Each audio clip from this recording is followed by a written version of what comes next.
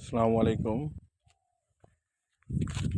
অনেকদিন পরে আসলাম ভুট্টার জমিতে। আর এই ভুট্টা তো বেশ অনেক বড় হয়ে গেছে।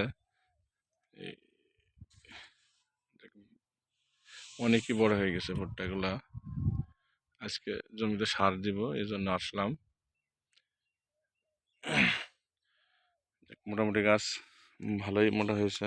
এই যে গাছগুলো মোটা হয়েছে আলহামদুলিল্লাহ।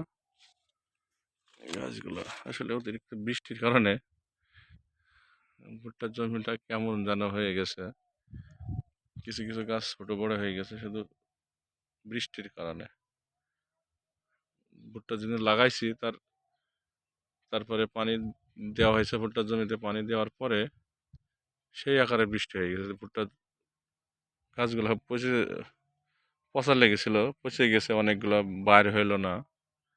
এই কারণে একটু সমস্যা হয়ে গেছে ভুট্টার জমিটা।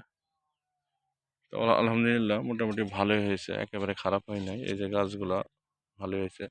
এই যে সার দিছি, ভাইয়া সার ছিটাচ্ছে। একেবারে খারাপ হয়নি, মোটামুটি ভালোই হয়েছে। আর সারটা দিলে আরো ভালো হয়ে যাবে ইনশাল্লাহ। এই যে সার ছিটাচ্ছে।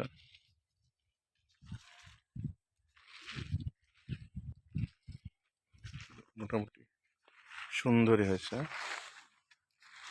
এই গাছগুলো খুবই সুন্দর।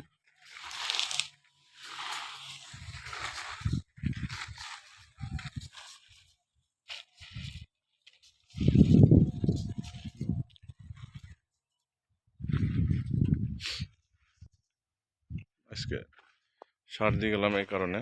আর জমিতে ভুট্টার পোকা লেগেছে, কালকে বিষ স্প্রে করবো অবশ্যই। এই যে এটা পোকা লেগেছে, পোকাগুলো খুবই ক্ষতিকারক। এর ভিতরে মাঝের ভিতরে থেকে পুরাটাই মাছটাই নষ্ট করে দেয়।